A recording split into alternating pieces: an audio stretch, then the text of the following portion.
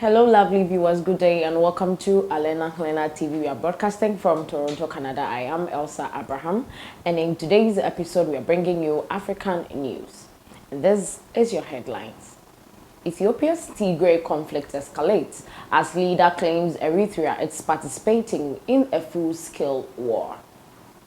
Tigray leader urges international censor of Ethiopian offensive. And Ethiopia also says Tigray town seized, war embroils Eritrea. Let's go for a quick commercial break. When we come back, we'll get our news in detail. Welcome back from that short break. Now is our news in details. The leader of Ethiopia's restive Tigray region has confirmed firing missiles at neighboring Eritrea, which has been accused of sending in its military to participate in a full-scale war. The Tigray regional's leader has confirmed his personnel were responsible for firing missiles into Eritrea. He claims that 16 Eritrean army units are operating in Tigray and in the invitation of Ethiopia. The UN says Ethiopia is on a dangerous trajectory that heightens the risk of genocide. The Tigray regional president Debretsion Michael would not say how many missiles were fired at the city of Asmara on Saturday, but said it was the only city in Eritrea that was targeted. At least 3 rockets appeared to be aimed at the airport in the Eritrean capital hours after the Tigray regional government warned it might attack.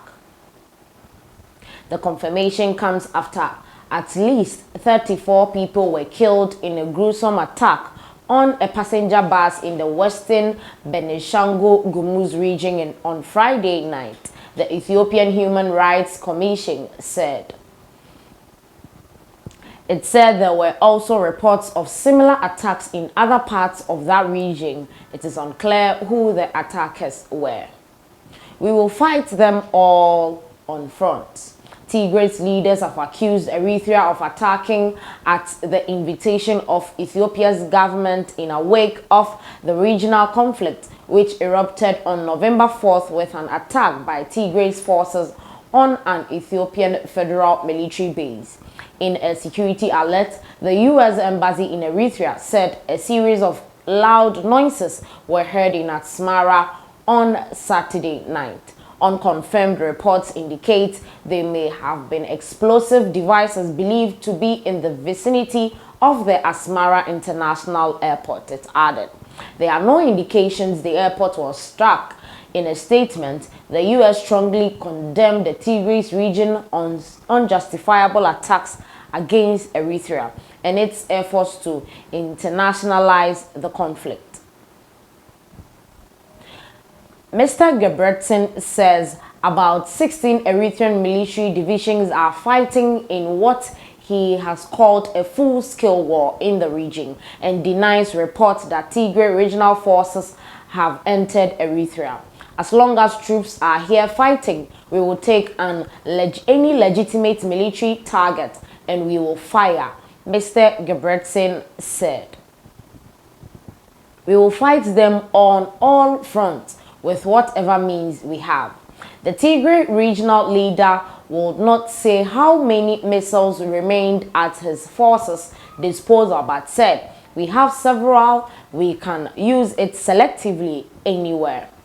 When asked about targeting Ethiopia's capital, Addis Ababa, he replied, "I don't want to tell you, but the missiles are long range as well." Eritrean officials have not responded to request for comment. A messy situation that requires international intervention.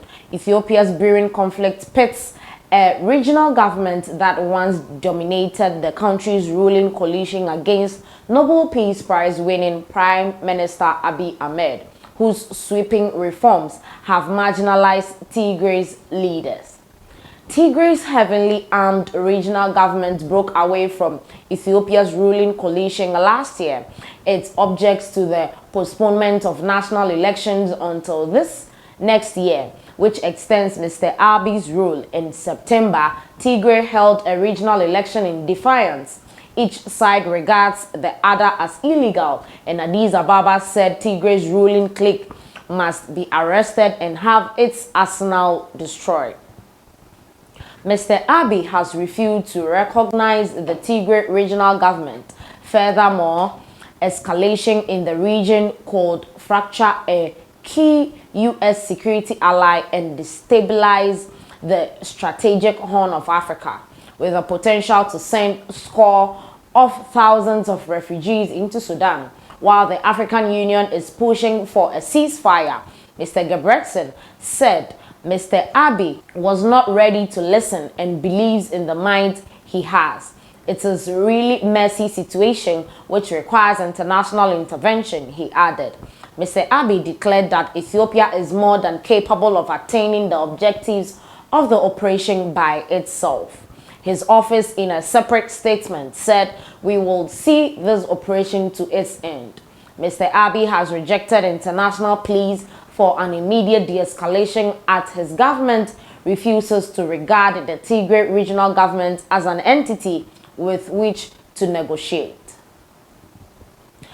Amid a communication blackout, Tigray residents had crossed the Sitet River into Sudan. The United Nations and others have warned of a looming humanitarian disaster in the growing conflict, as at least 20,000 refugees have fled into Sudan. The UNHCR data showed more than 12,500 crossed at Hamdayat and nearly 7,500 to the south at Al-Ligdu in the week from November 7th. Communications and transport links with the Tigray region remain almost completely severed, and millions are at risk as food, fuel, and other supplies run low. Over the border in Sudan, the refugees, roughly half of them children, huddled in the makeshift tents of sheets, even umbrellas, as authorities rushed to organize assistance in the remote area and more arrivals were on their way. The situation is very bad at the moment, Jens Hesseman with the UN Refugee Agency said in Hamdayat town, which he described as a generous but very burdened community. On Thursday, officials at the UN Office of Genocide Prevention and the Responsibility to Protect warned that the conflict was on a dangerous trajectory that heightens the risk of genocide, war crimes, ethnic cleansing, and crimes against humanity. The ongoing ethnic rhetoric, hate speech, incited to violence and attacks prevailing in Ethiopia constitutes a serious threat to internal and regional stability and should immediately be addressed to avert further escalation of widespread violence, the officials said. The newly arrived Ethiopian refugee in Sudan, Fabrik Tefase, suggested that Tigray was already experiencing what the UN has warned about. This is genocide. It seems to be to me. This is genocide to destroy Tigray and Tigray people, he said. Now moving on to our next story for today. Tigray leader urges international censor of Ethiopia offensive. In Addis Ababa, the leader of Ethiopia's rebellious Tigray region has urged the United Nations and African Union to condemn Prime Minister Abiy Ahmed's government for using high-tech weaponry, including drones, during its nearly two-week military offensive. Mr. Abiy Ahmed is waging this war on the people of Tigray and is responsible for the purposeful inflictions of human suffering on the people and destruction of major infrastructure projects like the Tekeze Dam and the Walket Sugar Factory by air strikes. Mr. Debretsion Gebremichael added in a statement that dated on Sunday. Now, in our last story for today, Ethiopia says Tigray town seized war embroiled Eritrea. Mr. Abiy Ahmed's government said on Monday that it had captured another town in the northern Tigray region after nearly 2 weeks of fighting in a conflict already spilling into Eritrea and destabilizing the wider Horn of Africa. Hundreds have died, at least 20,000 refugees have fled to Sudan, and there have been reports of atrocities since Abiy ordered an airstrikes and a ground offensive against Tigray's rulers for defying his authority. The conflict could jeopardize a recent economic opening, stir up ethnic bloodshed elsewhere around Africa's second most populous nation, and tarnish the reputation of Abiy, who won a Nobel Peace Prize last year for a peace pact with Eritrea. The Tigray People's Liberation Front, which governs the region of more than 5 million people, have accused Eritrea of sending tanks and thousands of soldiers over the border to support Ethiopian federal troops. Asmara denies that. Tigray forces fired rockets into Eritrea over the weekend. A task force set up by Abiy to handle the government's response to the crisis said troops had liberated the town of Alamata from the TPLF. They fled, taking along 10,000 prisoners, it added, without specifying where those were from. With communications mainly down, media could not independently verify assertions made by all sides. There was no immediate comment from Tigray's leaders on events in Alamata, near the border with Amhara state, about 120 kilometers, 75 miles from Tigray's capital, Mekelle.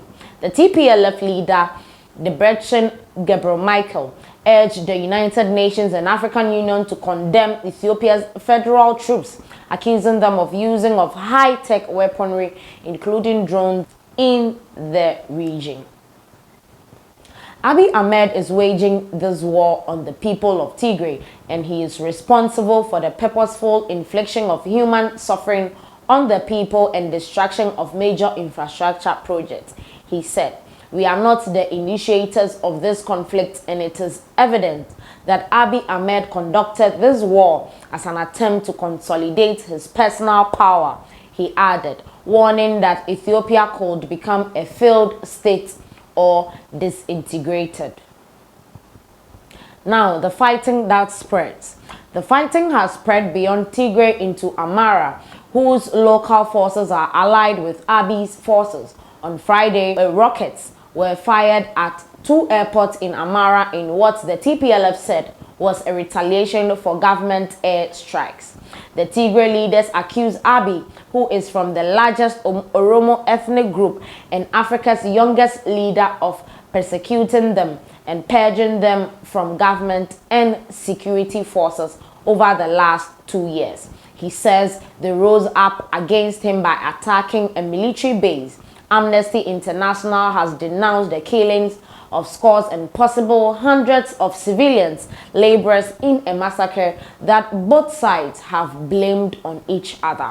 The Ethiopian National Defense Force has around 140,000 personnel and plenty of experience from fighting Islamist militants in Somalia and rebel groups in border regions, plus a 2-decade border standoff with Eritrea. But many senior officers were Tigrayan.